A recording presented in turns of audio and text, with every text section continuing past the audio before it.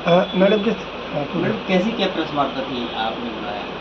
देखिए, पार्टी नेतृत्व के निर्देशानुसार मैं 3 दिन के बुंदेलखंड दौरे पर हूँ। झांसी, ललितपुर होते हुए बांदा आए हैं और उद्देश्य सिर्फ इतना है कि निकाय चुनाव का बिगुल बज चुका है और आगे लोकसभा हमारे सामने खड़ा हुआ है। तो निकाय चुनाव को हम सेमीफाइनल्स की तरह लेकर के लोकसभा की तैयारी में लगे हुए हैं और ऐसे में अपने कार्यकर्ताओं के बीच में सामंजस्य बैठाना और उनके सामने ये निर्देश भी रखना कि लोकसभा की तैयारी कैसे करनी है, जिसका एजेंडा है कि हर बूथ पर 10 बूथ हमें खड़े करने हैं और जिसमें अनिवार्य रूप से एक महिला कार्यकर्ता को ज़रूर जोड़ा जाए। ये निर्देश तमाम कार्यकर्ताओं को दिए गए हैं और इसका पुनः जो एक रिव्यू है और समीक्षा है वो 1-1.5 महीने बाद जब निकाय चुनाव खत्म होगा फिर उसके बाद फिर की जाएगी। ये बताइए, प्रयागराज में जो हत्या हुई है इसके बारे में क्या लगता है, क्या कहना चाहती हैं कि किसका हाथ है इसमें? देखिए, हाथ किसका है ये तो जजमेंट जो है न्यायपालिका का है वो बताएंगे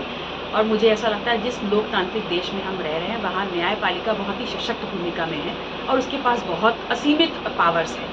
और कोई अपराधी है या नहीं है उसकी सज़ा क्या होनी चाहिए ये न्यायपालिका का दायित्व है, ना किसी सरकार का, ना किसी व्यक्ति का, ना किसी व्यक्ति विशेष का। तो अपराधी का जुर्म और सज़ा न्यायपालिका का आधार है, अधिकार है और उसमें हमें हस्तक्षेप नहीं करना चाहिए। मतलब इतनी बड़ी घटना हो जाती है और इनको रात में जब मेडिकल के लिए ले जाते हैं उसके बावजूद इतनी पुलिस सुरक्षा होने के बावजूद कहीं ना कहीं ये प्रशासन की एक गलती या भूल कहें कि जो इतनी बड़ी घटना को अंजाम दे दिया जाता है, इस बारे में क्या है? आखिर प्रशासन की इतनी बड़ी लापरवाही क्यों हुई?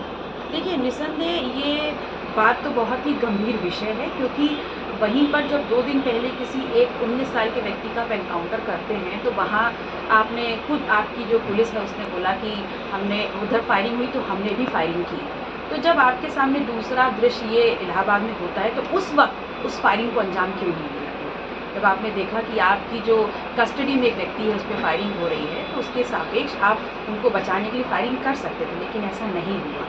तो सबसे बड़ा प्रश्न ये उठता है कि अगर उत्तर प्रदेश की सरकार लॉ एंड ऑर्डर का बहाना ले रही है और उसमें अपने आप को सबसे सक्षम गिनाने का काम कर रही है तो ये भी तो उनके लॉ एंड ऑर्डर में चूक है बहुत बड़ी और कहीं ना कहीं उनकी जो अगंभीरता थी इस केस को लेकर के उसका परिणाम है जो इसके सामने आया।